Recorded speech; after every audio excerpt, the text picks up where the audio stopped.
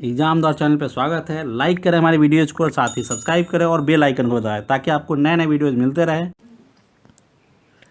Hello friends, STET 2020 यानी CDP बाल विकास एवं शिक्षा शास्त्र चाइल्ड डेवलपमेंट एंड पेडागोजी के इस महत्वपूर्ण प्रश्न के सीरीज में आप सभी का स्वागत है।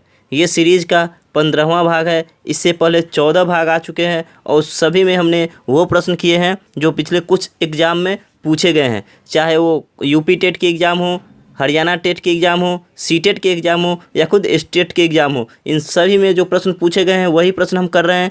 ये 50 नंबर के लिए जो प्रश्न पूछे जाएंगे उसके लिए प्रश्न है। तो चलिए शुरू करते हैं एक बार फिर से 15वां भाग का आज का पहला क्वेश्चन के साथ।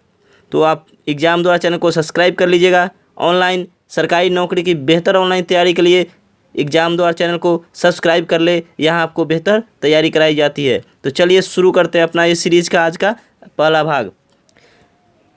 आप देख सकते हैं माध्यमिक या उच्च माध्यमिक शिक्षा पात्रता परीक्षा जो इस बार पहली बार ऑनलाइन एग्जाम्स में कंडक्ट किया जाएगा। और कौन करेगा? तो बेल्ट्रॉन द्वारा ऑनलाइन कराया जाएगा। 50 सामाजिक विज्ञान का 100 अंक और अनिवार्य विषय 50 अंक हेतु। तो ये 50 अंक हेतु है। अनिवार्य विषय सामाजिक विज्ञान, उसके लिए भी हम सीरीज चला रहे हैं, वो वीडियो भी आप ज़रूर देखें। तो चलिए शुरू करते हैं अपना सीरीज का आज का पहला क्वेश्चन। और हमारा आज का पहला क्वेश्चन है, मोंटेसरी ने शिक्षक की स्थिति को माना है। क्या माना है? तो निर्देशक के रूप में, मार्गदर्शक के रूप में, नियंत्रणकर्ता के रूप में या विविध रूपों में। तो मोंटेसरी ने शिक्षक को क्या माना है? तो इसका ऑप्शन होगा बी, मार्गदर्शक के रूप में। मोंटेसरी महोदय कहते हैं कि शिक्षक मार्गदर्शक होता है और वो बच्चों के हमेशा मार्गदर्शक के रूप में कार्य करता है। तो चलिए देखते हैं अगला क्वेश्चन। मोंटेसरी ने अपनी सर्वप्रथम शिक्षण संस्था स्थापित की थी। कहाँ की थी? इंग्लैंड में, अमेरिका में, रोम में या रोमानिया में? तो इसका सही आंसर होगा ऑप्शन सी, रोम में। मोंटेसरी ने अपनी पहली सर्वप्रथम शिक्षण संस्था कहाँ खोली थी? रोम में। ऑप्शन बी, सी इसका सही आंसर होगा। चलिए अगला क्वेश्चन देखते हैं। क्वेश्चन नंबर 3, निम्नलिखित में से कौन सा कथन मारिया मोंटेसरी से संबंधित नहीं है? उन्होंने रोम में चिल्ड्रेन हाउस की स्थापना की थी। उनकी शिक्षा का लक्ष्य बालक के व्यक्तित्व का विकास करना है। उन्होंने बालकों में सहज अभिव्यक्ति की आलोचना की है। उन्होंने खेल को केंद्रीय महत्व प्रदान किया है। तो हमें क्या बताना है? संबंधित नहीं है। तो कौन सा संबंधित नहीं है? तो उन्होंने रोम में चिल्ड्रेन हाउस की स्थापना की थी, तो उन्होंने की थी, ये सही है। उनकी शिक्षा का लक्ष्य बालक के व्यक्तित्व का विकास करना है, ये भी है। उन्होंने बालक में सहज अभिव्यक्ति की आलोचना की, उन्होंने कभी बालक की आलोचना नहीं की, तो ये गलत होगा। उन्होंने खेल को केंद्रीय महत्व दिया, ये भी दिया। तो जब तीनों सही है तो हमें क्या बताना है? गलत जो संबंधित नहीं है वो बताना है। तो कौन सा संबंधित नहीं है उनसे? तो ऑप्शन सी, बालकों में सहज अभिव्यक्ति की आलोचना की है, उन्होंने आलोचना कभी नहीं की। तो ऑप्शन नंबर इसका सी सही हो जाएगा कि ये संबंधित नहीं है। तो इसका आंसर सी होगा। चलिए अगला क्वेश्चन देखते हैं। निम्नलिखित वाक्यों में से कौन सा कथन मारिया मोंटेसरी की शिक्षण प्रणाली की निकटस्थ है? क्या है? ऑप्शन है मोंटेसरी ने बाह्य अनुशासन पर बल दिया है। मोंटेसरी प्रणाली गेस्टाल्ट विरोधी है। मोंटेसरी बालकों को सहज नहीं बनाती है। या मोंटेसरी प्रणाली स्वतः शिक्षा सिद्धांत का अनुसरण करती है। तो केस क्या होगा इसका आंसर? 4 का ऑप्शन डी होगा इसका। मोंटेसरी प्रणाली स्वतः शिक्षा सिद्धांत का अनुसरण करती है। ऑप्शन नंबर इसका 4 सही होगा। चलिए अगला क्वेश्चन की तरफ चलते हैं। क्वेश्चन नंबर 5 है हमारा। निम्नलिखित में सत्य कथन है। जो ये कथन दिया गया है इसमें से कौन सा कथन सत्य है, ये हमें बताना है। तो इसका कथन क्या है? ऑप्शन है इसके, फ्रोबेल की शिक्षा प्रणाली भौतिकता के सिद्धांत पर स्थापित है। फ्रोबेल ने बालकों को प्रतिबंधित ढंग से खेलने की बात कही है। किंडरगार्टन में महिला शिक्षक की नियुक्ति नहीं की जानी चाहिए। या फ्रोबेल ने बालकों के मनोरंजनात्मक खेलों पर जोर दिया है। तो इसका क्या आंसर सही होगा? ऑप्शन डी, फ्रोबेल ने बालकों के मनोरंजनात्मक खेलों पर जोर दिया है, ये इसका सही आंसर होगा। चलिए अगला क्वेश्चन देखते हैं। निम्नलिखित कथनों में से असत्य कथन है। अब हमें इसमें से असत्य कथन बताना है, जो गलत है वो बताना है। किंडरगार्टन एक जर्मन शब्द है। किंडरगार्टन सामूहिक खेलों पर बल देती है। किंडरगार्टन एक महंगी प्रणाली है। या किंडरगार्टन बाह्य अनुशासन की संतुष्टि करती है। तो क्या इसका सही आंसर होगा? ऑप्शन डी, कथन असत होगा, ये असत है इसलिए सही होगा इस प्रश्न के लिए, बाकी सब सही है। क्या, एक बार बता देता हूँ, किंडरगार्टन एक जर्मन शब्द है, सही है, किंडरगार्टन जर्मन शब्द ही है तो सही है। किंडरगार्टन सामूहिक खेलों पर बल देती है, बिल्कुल देती है। किंडरगार्टन एक महंगी प्रणाली है, बिल्कुल है। तो क्या गलत है, तो किंडरगार्टन अनुशासन की संतुष्टि करती, ये गलत है, इसलिए ये इसके लिए क्योंकि असत्य ही हमें बताना है तो ये सही हो जाएगा। चलिए अगला क्वेश्चन है, फ्रोबेल एक दार्शनिक एवं शिक्षा शास्त्री थे जो कि निवासी थे। फ्रोबेल कहाँ के निवासी थे, ऑप्शन है जर्मनी के, रूस के, इंग्लैंड के या भारत के। तो कहाँ के थे, तो फ्रोबेल दार्शनिक थे और दार्शनिक एवं शिक्षा शास्त्री थे, वो जर्मनी के वैज्ञानिक थे, मनोवैज्ञानिक थे। तो ऑप्शन नंबर इसका 7 का ए सही हो जाएगा, जर्मनी के। चलिए अगले क्वेश्चन की तरफ चलते हैं। अगला क्वेश्चन है, किंडरगार्टन प्रणाली है क्या है, शिशु केंद्रित, पाठचर्या केंद्रित, अध्यापिका केंद्रित या विद्यालय केंद्रित। तो किंडरगार्टन प्रणाली क्या है, ऑप्शन ए शिशु केंद्रित है, बच्चों से संबंधित है, बच्चा इसके केंद्र में रखकर ही किंडरगार्टन प्रणाली का विकास किया गया है। तो क्या होगा, ऑप्शन ए शिशु केंद्रित है। चलिए अगला क्वेश्चन देखते हैं, छोटे बालकों को शिक्षित करने के लिए मोंटेसरी शिक्षक प्रणाली को निम्नलिखित में से किसने लोकप्रिय बनाया, और इसके ऑप्शन है Maria Montessori, John Dewey, Helen Parkhurst या किलपैट्रिक। तो किसने बनाया इसको, तो मारिया मोंटेसरी, यहाँ मारिया होगा, भारिया नहीं, मारिया मोंटेसरी। तो मारिया मोंटेसरी छोटे बालकों को शिक्षित करने के लिए मोंटेसरी शिक्षक प्रणाली को मारिया मोंटेसरी ने लोकप्रिय बनाया। चलिए अगले क्वेश्चन की तरफ चलते हैं, बालकों में सहज अभिव्यक्ति को प्रोन्नत करने वाली शिक्षण पद्धति है क्या है, ऑप्शन है किंडरगार्टन, मोंटेसरी, फ्रोबेल पद्धति या बेसिक शिक्षा पद्धति। तो क्या होगा इसका answer, option B Montessori. Montessori शिक्षा प्रणाली बालकों में सहज अभिव्यक्ति को प्रोन्नत करने वाली शिक्षण पद्धति है। चलिए अगला क्वेश्चन देखते हैं, किस प्रकार शिक्षक का अच्छा स्वास्थ्य उसे अपने व्यवसाय में सहायता कर सकता है, अपना कार्य चला सकता है, अपना कार्य तत्परता से कर सकता है, अपना कार्य किसी प्रकार चला सकता है या उसमें से कोई नहीं। तो क्या होगा इसका आंसर, इसका आंसर होगा ऑप्शन बी, अपना कार्य तत्परता से कर सकता है। किस प्रकार शिक्षक का अच्छा स्वास्थ्य, अच्छा स्वास्थ्य अगर शिक्षक का होगा तो वो अपना कार्य बहुत ही तत्परता से करेगा, पूरे फुर्ती के साथ करेगा। खैर ये तो सभी के साथ होगा, कोई भी अपना कार्य तभी करेगा जब वो स्वस्थ होगा। तो वैसे ये क्वेश्चन शिक्षक के लिए पूछा है तो वो भी अपना कार्य तत्परता से कर सकता है। चलिए अगला क्वेश्चन है, निम्नलिखित में से शिक्षक में किस प्रकार का गुण होना चाहिए, प्रसन्नचित्त, बुद्धिमान, अल्पभाषी या अनुदार। तो एक शिक्षक का स्वभाव कैसा होना चाहिए, एक शिक्षक में किस प्रकार का गुण होना चाहिए, तो अनुदार, ठीक है। बुद्धिमान तो होगा ही, प्रसन्नचित्त होगा ही, अल्पभाषी नहीं, शिक्षक को अल्पभाषी नहीं तो अनुदार होना चाहिए। चलिए अगला क्वेश्चन देखते हैं, निम्नलिखित में से कैसी वेशभूषा तथा वस्त्र आदि अध्यापक की होने चाहिए, फैशनेबल, आरामदेह, परंपरागत या मर्यादापूर्ण। तो क्या इसका आंसर होगा, ऑप्शन डी, मर्यादापूर्ण। एक शिक्षक की, अध्यापक की वेशभूषा मर्यादापूर्ण होनी चाहिए। चलिए अगला क्वेश्चन देखते हैं,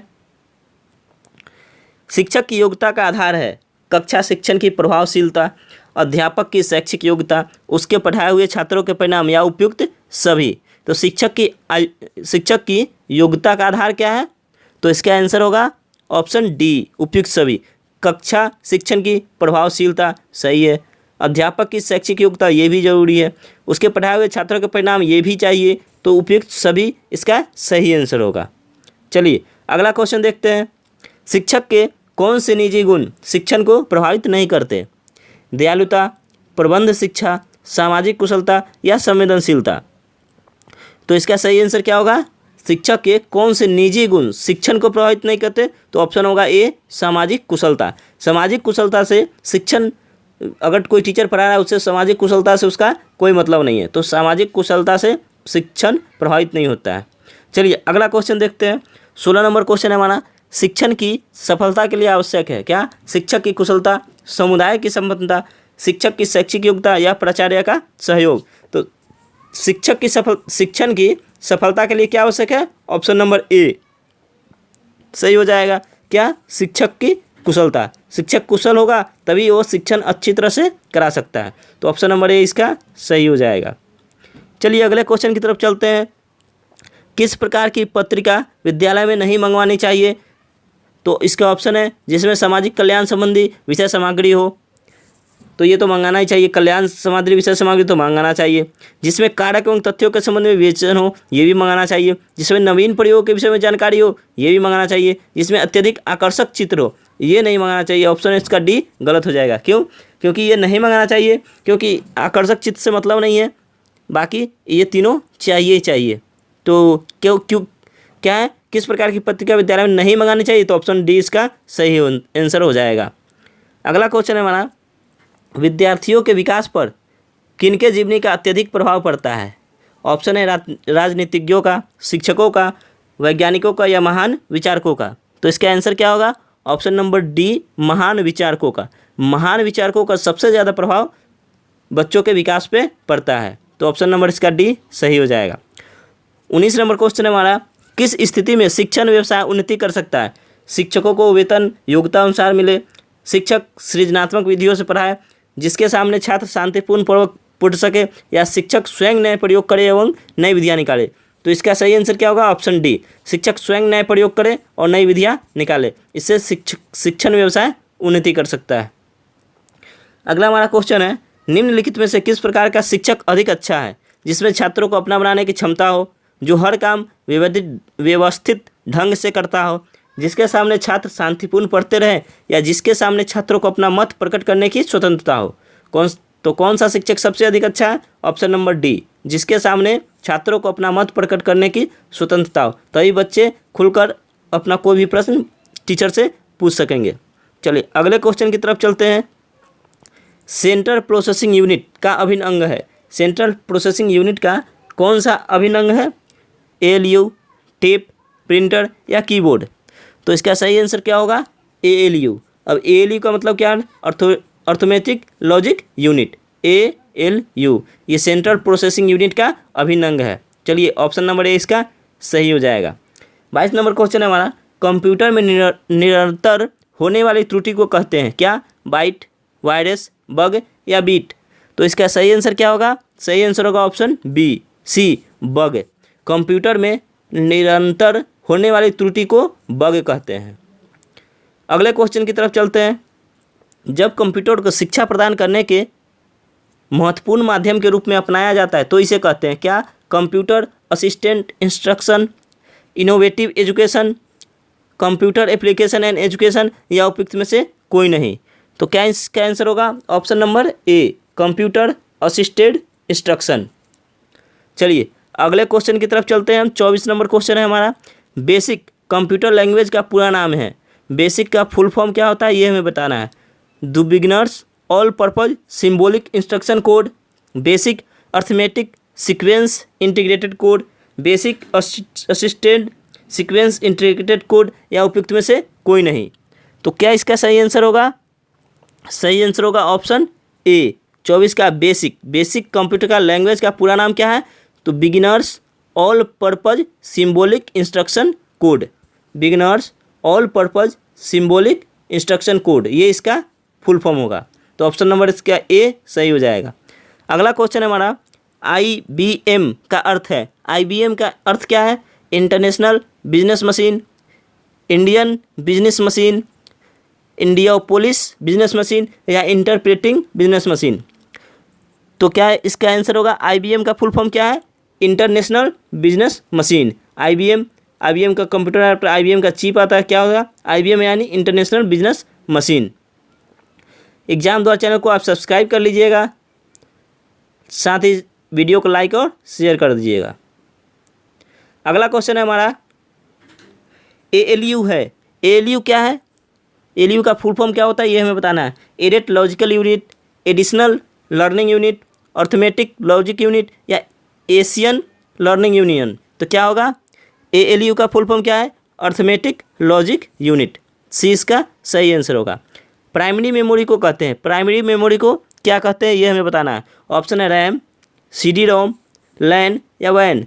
तो प्राइमरी मेमोरी को हम क्या कहते हैं? RAM, random access memory. DPT का उपयोग किया जाता है। DTP